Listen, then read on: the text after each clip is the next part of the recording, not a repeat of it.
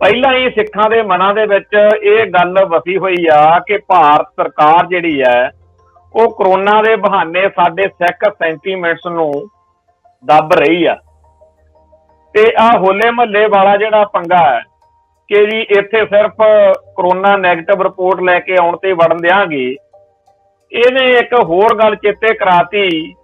ਕਿ ਇਹਨਾਂ ਦਿਨਾਂ ਦੇ ਵਿੱਚ ਅਖਬਾਰਾਂ 'ਚ ਖਬਰਾਂ ਛਪ ਰਹੀਆਂ ਨੇ ਕਿ ਜੇ ਕਿਸੇ ਨੇ ਕੁੰਭ ਦੇ ਮੇਲੇ ਤੇ ਆਉਣਾ ਹੋਵੇ ਤਾਂ ਉਹਨੂੰ ਕੋਈ ਇਹੋ ਜਿਹੀ ਬੰਦਿਸ਼ ਜਿਹੜੀ ਹੈ ਉਹ ਨਹੀਂ ਹੈ। ਜਦੋਂ ਹਿੰਦੂ ਲਈ ਹੋਰ ਤੇ ਸਿੱਖ ਲਈ ਹੋਰ ਨਿਯਮ ਦਿਖਣਗੇ ਤਾਂ ਮੱਲੋ ਮੱਲੀ ਗੱਲ ਆ ਕਿ ਲੋਕਾਂ ਦੇ ਵਿੱਚ ਇਸ ਚੀਜ਼ ਦਾ ਵਿਰੋਧ ਜਿਹੜਾ ਹੈ ਉਹ ਪੈਦਾ ਹੋਏਗਾ। ਹੁਣ ਗੁਰਦੁਆਰਾ ਕਰਤਾਰਪੁਰ ਸਾਹਿਬ ਵਾਲੀ ਗੱਲ, ਗੁਰਦੁਆਰਾ ਸ਼੍ਰੀ ਨਨਕਾਣਾ ਸਾਹਿਬ ਦੇ ਜਥੇ ਜਾਣ ਵਾਲੀ ਗੱਲ ਤੋਂ ਬਾਅਦ ਹੋਲੇ ਮਹੱਲੇ ਵਾਲੀ ਇਹ ਗੱਲ ਤੇ ਪਿਛਲੇ ਦਿਨਾਂ ਦੇ ਵਿੱਚ ਬਹੁਤ ਸਾਰੇ ਇਹੋ ਜਿਹੇ ਦਿਨ ਤਿਉਹਾਰ ਹਿੰਦੂ ਭਾਈਚਾਰੇ ਨੇ ਮਨਾਏ ਨੇ ਜਿੱਥੇ ਵੱਡੀ ਗਿਣਤੀ ਵਿੱਚ ਹਿੰਦੂਆਂ ਨੇ ਇਕੱਠੇ ਹੋ ਕੇ ਆਪਦੇ ਦਿਨ ਮਨਾਏ ਨੇ। ਇੱਥੋਂ ਤੱਕ ਕਿ ਸਿਆਸੀ ਤੌਰ ਦੇ ਉੱਤੇ ਬਹੁਤ ਵੱਡੇ ਵੱਡੇ ਇਕੱਠ ਜਿਹੜੇ ਨੇ ਉਹ ਕੀਤੇ ਜਾ ਰਹੇ ਨੇ। ਤੇ ਇਹਨਾਂ ਦਿਨਾਂ ਦੇ ਵਿੱਚ ਜਦੋਂ ਸਿਆਸੀ ਤੌਰ ਦੇ ਉੱਤੇ ਜਾਂ ਹੋਰ ਕਈ ਕਾਰਨਾਂ ਕਰਕੇ ਇਕੱਠ ਜਦੋਂ ਹੋਏ ਤੇ ਜਦੋਂ ਸਿੱਖਾਂ ਨੂੰ ਜਾਂ ਪੰਜਾਬ ਦੇ ਲੋਕਾਂ ਨੂੰ ਇਸ ਤਰ੍ਹਾਂ ਦਾ ਕਿਹਾ ਜਾਵੇ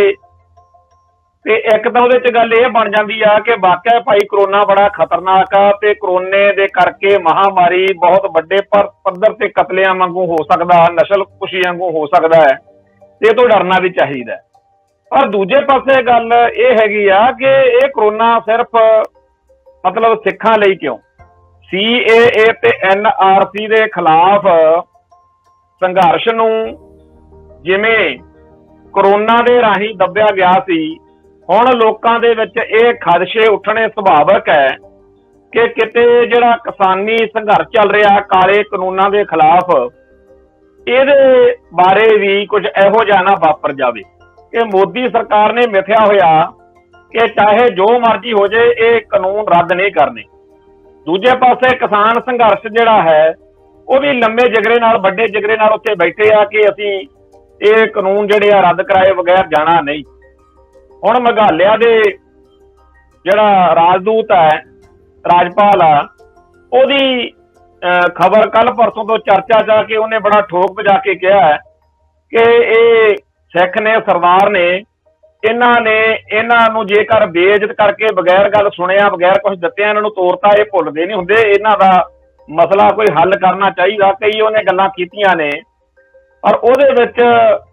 ਮੇਨ ਤੌਰ ਤੇ, ਮੁੱਖ ਤੌਰ ਤੇ ਗੱਲ ਇਹੀ ਹੈ ਕਿ ਭਾਈ ਇਹਨਾਂ ਦੀ ਗੱਲ ਸੁਣਨ ਦੀ ਲੋੜ ਹੈ। ਇਸ ਕਿਸਾਨ ਸੰਘਰਸ਼ ਨੂੰ, ਇਸ ਕਿਸਾਨ ਸੰਘਰਸ਼ ਦੇ ਆਗੂਆਂ ਨੂੰ, ਵਿੱਚ ਸ਼ਾਮਲ ਲੋਕਾਂ ਨੂੰ, ਕਿਸੇ ਖਾਸ ਵਿਅਕਤੀ ਨੂੰ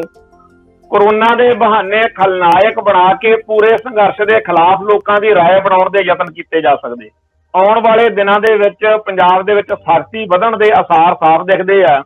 ਹੋਲੇ ਮਹੱਲੇ ਤੋਂ ਪਹਿਲਾਂ ਹੋ ਸਕਦਾ ਕੋਈ ਵੱਡੀ ਅਨਾਉਂਸਮੈਂਟ, ਵੱਡਾ ਐਲਾਨ ਜਿਹੜਾ ਹੈਗਾ ਕਰੋਨਾ ਕਰਕੇ ਹੋ ਜਾਵੇ। ਉਹ ਆਉਣ ਵਾਲੇ ਦਿਨਾਂ ਦੇ ਵਿੱਚ ਗੱਲ ਕਿੱਧਰ ਨੂੰ ਜਾਂਦੀ ਆ ਇਹ ਦੇਖਣ ਵਾਲੀ ਗੱਲ ਹੋਊਗੀ।